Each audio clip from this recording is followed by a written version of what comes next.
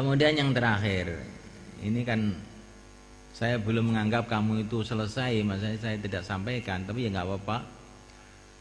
Jaga zikir-zikir yang sudah diijazahkan oleh guru-guru kita, yaitu Ayatul Kursi. Itu wiritannya guru-guru saya di Jawa, guru saya di Mesir, di Mekah, di India, di Yaman, itu Ayatul Kursi itu. Jadi dibaca dengan sungguh-sungguh itu khasiatnya luar biasa.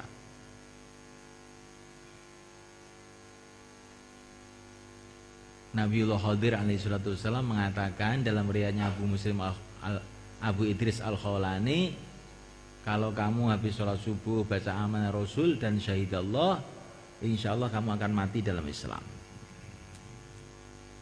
Jadi ini Ayatul Kursi itu untuk menjaga dari santet, untuk menjaga dari jangan sampai kita sesat, mati kufur, dan macam-macam. Termasuk ayat 5 itu. Ayat 5 itu kamu baca sungguh-sungguh itu. Fadilahnya ayat 5 itu, kalau kamu baca sungguh-sungguh istiqomah itu nanti Allah akan kasih kamu kekuatan memimpin orang. Kalau kamu ustadz ya bisa memimpin muridnya, kalau kamu kiai bisa memimpin pesantrennya, kalau kamu tuh orang dakwah bisa memimpin karkun-karkun. Kalau kamu tuh sang suami, insya Allah istrinya tuh mau nurut. Kalaupun tidak nurut, tapi nggak akan berani macam-macam. Yang penting kan itu toh. Kalau nurut 100% itu ya biasanya tidak. Yang penting itu pokoknya kita menang itu loh orang itu. Jangan sampai suami kalah dengan istrinya. Itu gawat itu.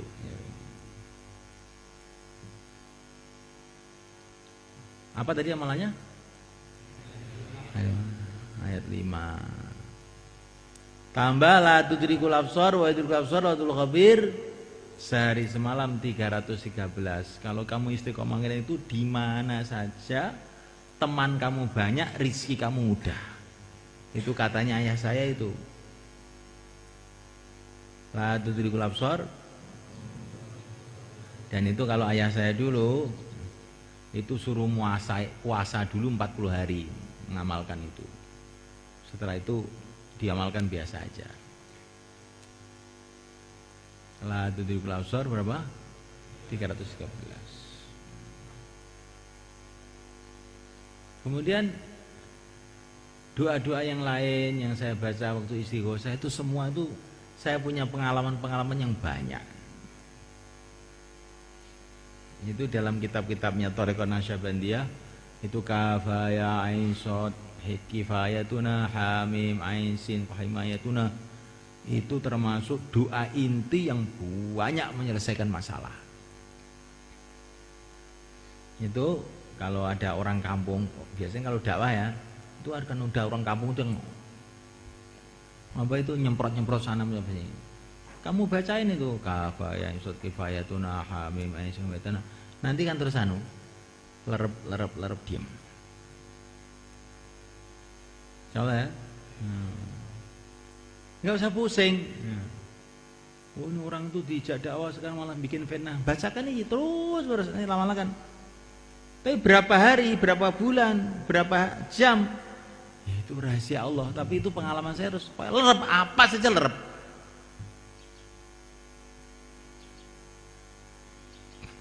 Pernah dalam satu majelis itu, ya majelis tabligh itu kan macam-macam toh. Itu ada orang itu pokoknya brutal.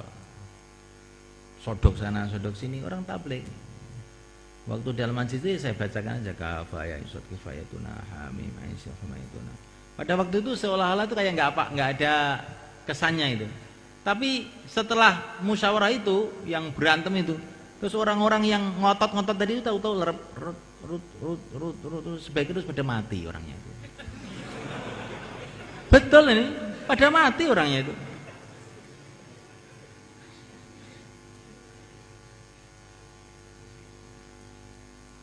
Ini sholawat nariyah itu juga saya banyak punya pengalaman. Dulu di madrasah sana itu juga ada satu orang itu anaknya kiai lagi itu bikin masalah, bikin kisruh di madrasah. Waktu itu kan masih zaman sanawiyah aliyah negeri. Maka itu saya itu baca aja Shalawat Nariyah tiap malam itu. Padahal oleh ayah saya itu disuruh baca Hizib Nasr itu. Orang itu dipaketkan saja itu. Itu kalau ayah saya itu marah tuh gitu. Dipaketkan maksudnya benang kuburan aja. Tapi saya ini mau baca Hizib Nasr itu kayak nggak kuat. Ini anaknya kiai masa di Hizib Nasr, saya bilang gitu. Saya baca Shalawat Nariyah aja lah. Baca Shalawat Nariyah aja tiap malam itu. Dulu dengan Pak Nur Samsi Magetan itu. Tapi dia juga tidak saya kasih cerita, sampai sekarang juga tidak saya ceritai sama dia. Kamu aja yang karena tamat daurah aja saya cerita. Lah satu malam satu mimpi, perasaan saya itu Rasulullah itu datang ke Madrasah Selatan itu.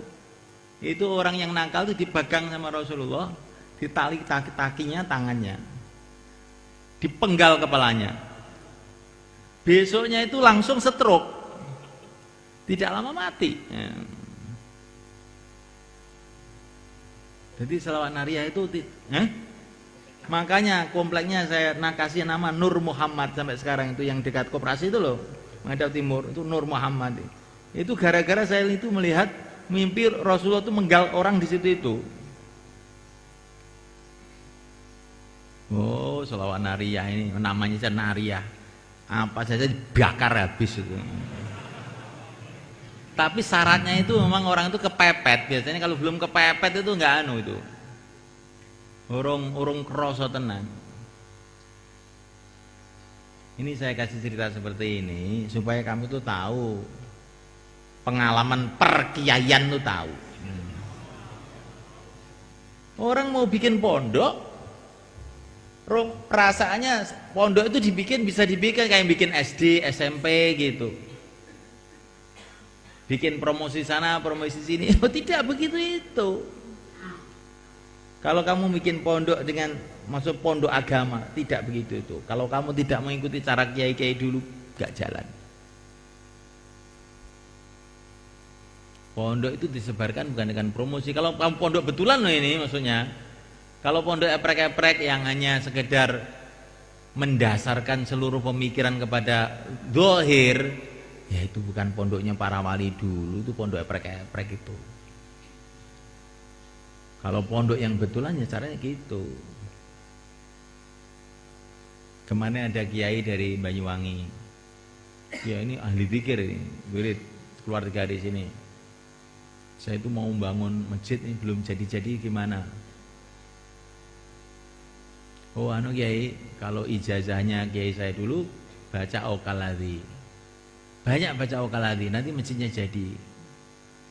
Dan nggak usah bikin proposal kiai, udah itu aja. Proposalnya Al-Qaladhi itu aja. Belum lama, baru berapa bulan sudah jadi sekarang. Tapi saya belum lihat, insya Allah sudah jadi gitu maksudnya. Kalau santrinya nggak ada, baca Rabbana innaka jami'unas yaumil la raiba fihi sebanyak-banyaknya. Ini cabang-cabang itu saya suruh baca apa itu Rabbana innaka jami'unas. Malah bacanya cuma sebentar. Kamu istighosah berapa jam sebenarnya? Nggih, paling seperempat jam. Innalillahi wa inna ilaihi raji'un. Wis dadi wali nu piye? Kowe 5 jam ora karan kanggo kowe. Setrum lu 2,5 watt. Istighosah 3 jam. Istighosah seberapa jam. Lah niku tengah ampel niku namung sekedap beda. Beda. Kuwi sing ketok seberapa jam ampel kuwi. Sing gak ketok wis berang-berang puluh jam. Oh. Wong suudzon karo kiai, gak selamat. Itu semua kan. Orang tuh jangan buruk sangka sama kiai. Itu modal. Orang kalau sudah buruk sangka sama kiai, dia tidak akan punya barokahnya kiai itu. Ini katanya Imam Syaroni. Orang tuh kalau ingkar kepada orang yang punya kelebihan sesuatu, maka dia tidak akan mendapatkan sesuatu itu. Jadi orang itu kalau kepada para ulama itu, kalaupun dia tidur kita husnudzon, itu tidurnya dengan zikir. Nah, gitu. Kamu husnudzon itu kalau kamu salah tidak akan berbahaya. Tapi kalau suudzon salah, oh kamu urusannya panjang nanti. Insyaallah. Nah, itu cukup. Nanti kalau kamu masih terus di sini, tak khusus ini saya tambah lagi. Banyak ini saya punya begitu.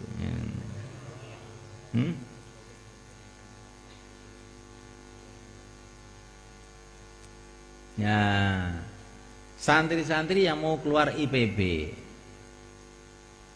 kalau kan dengan namanya IPB itu orangnya itu ribuan orang, ribuan, jutaan orang, semua orang bicara. Sebagian juga orang-orang awam yang termasuk di IPB itu kelemahannya pesantren-pesantren di sana itu ilmu kalam juga kurang. Ilmu kalam itu kurang. Sehingga kalau bayan-bayan itu banyak yang bertentangan dengan ilmu kalam. Sebagaimana di Pakistan biasanya Allah itu dai. Nah, karena di dalam Quran Allah yad'u ila daris salam. Ya, di Quran Allah yad'u ila daris salam, tapi Allah dai enggak ada. Dai itu sudah nama, dan itu nama itu sesuai untuk manusia. Kalau Tuhan tidak boleh dikatakan dai. Makanya seperti itu. Maka kalau ada hal-hal yang baru, dan kadang-kadang baru itu kadang-kadang dari penterjemahnya, kadang-kadang dari macam-macam, memang bahasanya kita nggak tahu 100%, maka harus konfirmasi dengan saya atau dengan Pak Bet, Pak Atta, ini juga orang ahli ilmu kalam mustahid mutlak, ya. Pak Imdad, yang ngerti bahasa ini. Ini penting ini supaya kita ini tidak menyebar-nyebarkan kejahilan. Memang ada masalah itu sebetulnya salah betul ya tidak, tapi tidak baik kalau diucapkan kepada orang awam. Seperti kata-kata Imam Al-Ghazali, takhallaku bi akhlaqillah, berakhlaklah kamu dengan akhlaknya Allah. Itu sebetulnya benar, sebetulnya maksudnya itu. Tapi ini bahasa ini hanya layak untuk didengar para ulama. Kalau orang awam begitu bisa, kok Allah tuh punya akhlak ya? Wah, akhlak. Ini kok tidak akhlak, ngakidah akhlak. Kan ini kan akhlak ini kalau menurut bahasa kita ini akhlak ini adalah untuk manusia. Kalau akhlak dikatakan untuk Tuhan itu tidak munasib. Apa saja yang bisa menimbulkan tasbih itu kita jauhi gitu. Satu contoh, lah itu kamu itu sebagai orang ahli ilmu itu kalau bayan itu yang lurus gitu. Insyaallah cukup. Al-Fatihah.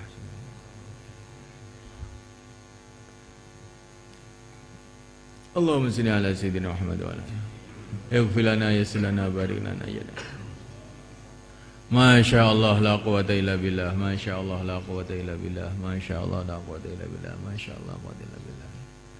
Masya Allah la quwata illa billah. Masya Allah la quwata illa billah.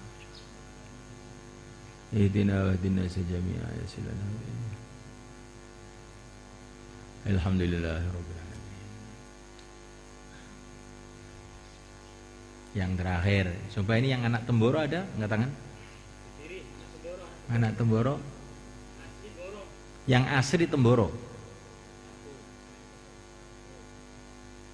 lu papat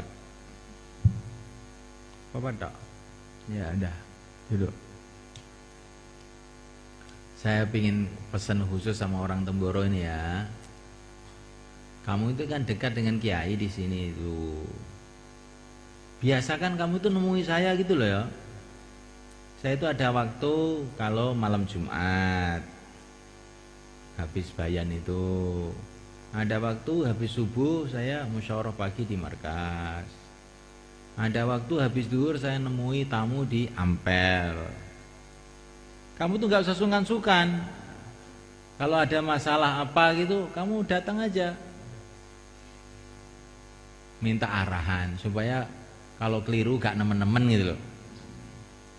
Salah ya. Dan nanti minta arahan malah disulit-sulitkan oleh Pak Kiai. Enggak, saya janji enggak.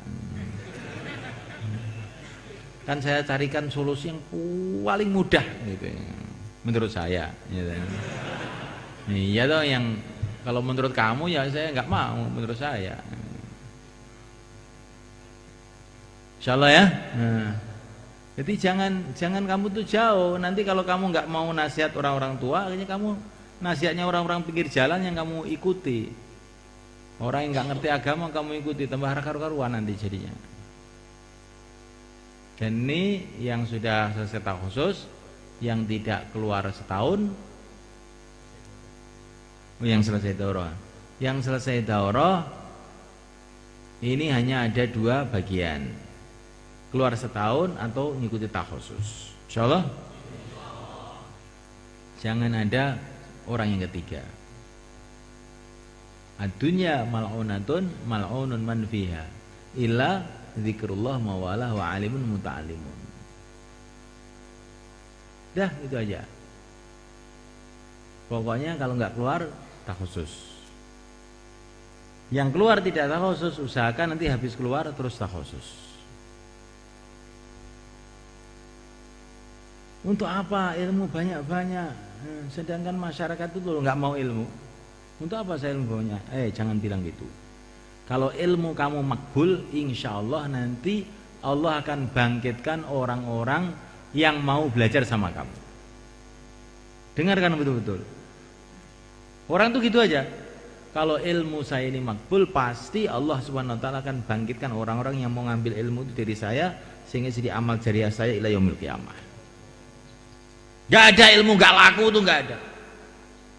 Wah ini dulu ya. Ayah saya ngaji di Termas, ngaji Muslim, ngaji Tafsir Jalalain.